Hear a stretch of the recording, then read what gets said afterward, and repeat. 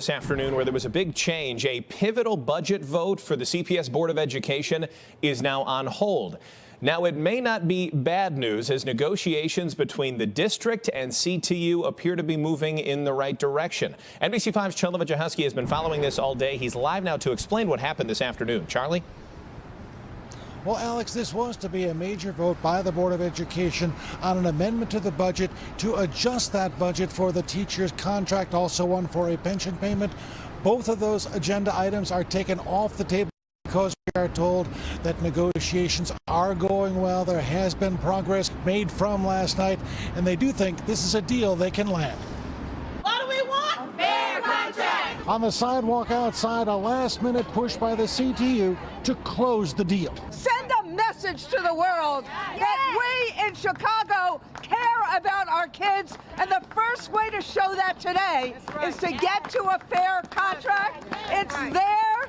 Stay at the table until it's done. The mayor's team was hoping that by putting CPS CEO Pedro Martinez in a room with CTU President Stacey Davis Gates, he could bridge the gap between the two before today's crucial budget vote. This wasn't a negotiation session.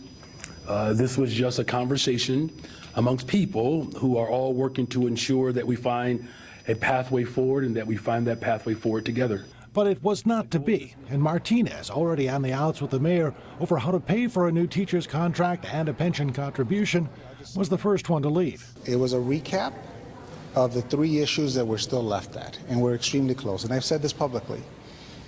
We have made more progress in this contract negotiation than any other union negotiation in the last, with CTU in the last at least decade. Both sides did agree on one thing, where they differ. Money is still an issue, with both sides admitting they're about $9 million apart when it comes to senior teacher salaries. Planning time and the length of the elementary school day also remains an issue, but there appears to only be a 10-minute difference there. Teacher evaluations, also a sticking point, with CPS wanting them to happen every 2 years to boost performance.